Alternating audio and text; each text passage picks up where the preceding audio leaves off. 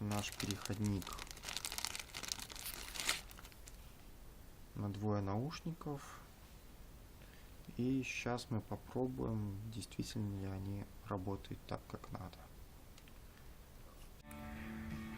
Так, это обзор нашего сплиттера, который, по идее, должен звуковой сигнал раздваивать на два разъема, чтобы можно было вдвоем слушать одновременно музыку или что-нибудь просматривать. То есть двое наушников, например, включить.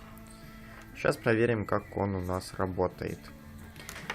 Так, вот у нас есть ноутбук, в котором играет музыка. И проверим сейчас. Включаем наш разъем сплиттер. И к сплиттеру подключаем наши колонки.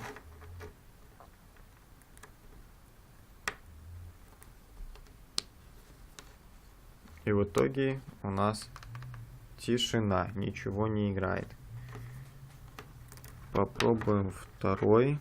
Тут вроде бы все включено. Второй очень странный. А второй вообще шумит у нас очень странно. И не работает. И в итоге мы имеем нерабочий сплиттер, который, я думаю, может быть, я поремонтирую, или даже, думаю, может, легче даже самому сделать нормальный, в котором ты будешь точно уверен, что он работает, а не заказывать из Китая непонятно что.